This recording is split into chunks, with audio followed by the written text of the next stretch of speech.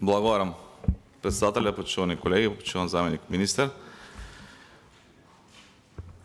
Во вашето образложение за одбивање на овој амандман истакнавте дека постојат индиции дека се злоупотребува системот на ваучери. И мене многу ме интересира, еве и пред јавност и пред нас колегите, да кажете кои се тие индиции. И она што особено ме интересира е кои државни органи постапиле, дали има завршница, дали има отворени дела, дали УЈП исправило инспекција, па утврдило преку некои извештаи дека нешто постојат некои индиции дека е сторен криминал, дали другите репресивни органи кои што ви ги спомена Стојановски, колегата, кои што ги раководат подпредседатели на СДСМ, работеле нешто, па сте дошле до заклучок, или ова е се на принципот на рекла казала муабет и на принципот на нешто се збори, па ајде да преземеме колку да преземеме.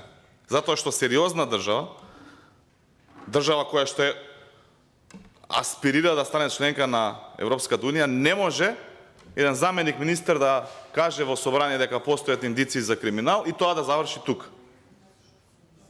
Што правиме сега, ќе го легализираме тој криминал ако е сторен? Ќе си замине во историјата така, тие што се офајделе и тука завршува приказна, и сега ќе менјаме некаков нов систем. Без никаква одговорност. Зборуваме за искажан збор на заменик министер за финансии, дека имало криминал и злоупотреба на државни пари и за тоа нема никаква кривична, барем јас не знам, одговорност. Ако не е така, имате можност на реплика да појасните. Вториот момент што е спорен. Замислете, на почетокот на годината владата донела заклучок да ќе го менува законот за спорт. И што прави влада овие 6 месеци? Односно Министерство за правда, кое што е задолжено да го менува тој закон. И како сега спортските работници ќе имаат предвидливост во делот на планирање на своите активности, затоа што таму постојат разноразни циклуси, првенства, меѓународни надпревари, турнири, подготовки на спортистите, тоа не е баш така едноставен процес и за се тоа треба пари.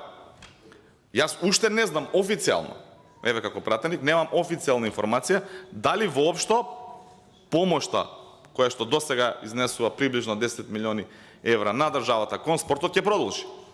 Затоа што сега ќе се изгласа ова законско решение, односно ослободувањето, и тука завршува приказната. Немаме следен чекор. Спортистите не знаат, немаат предвидливост.